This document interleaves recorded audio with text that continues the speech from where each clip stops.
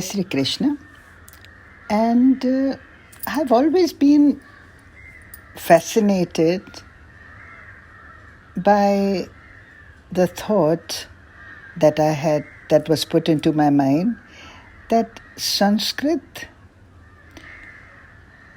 is a scientifically made language. It is the language of the Devtas. Of course, it's called, it is in the Devanagari script.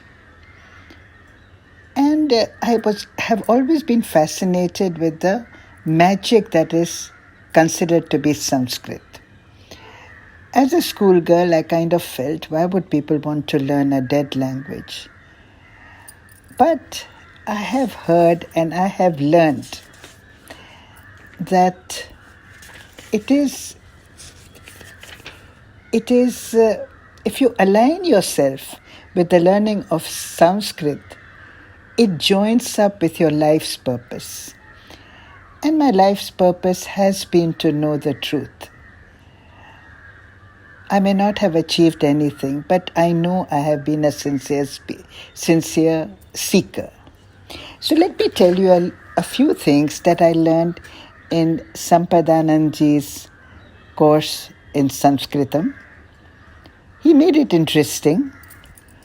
It was not only grammar, and he spoke about grammar, but that's again a lesson by itself.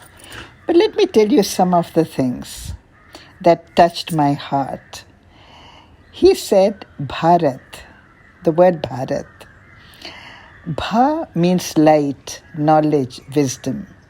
And Rat is a land engrossed in wisdom. And that is Bharat, a land engrossed in wisdom. And the language of its soul, of Bharat's soul, is Sanskritam.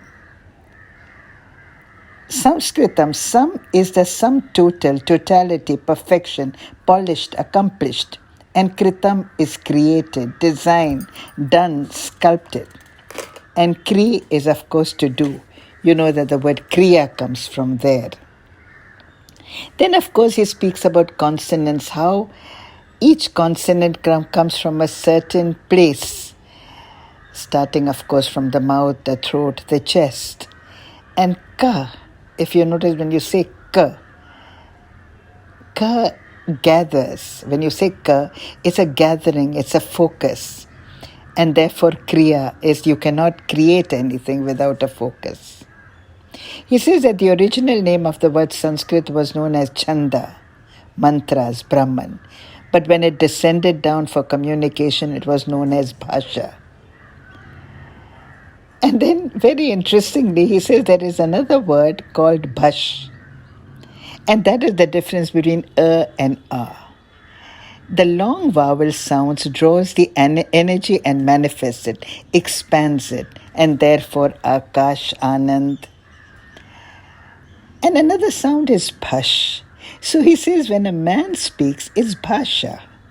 But when a dog barks, it is Bhashanam.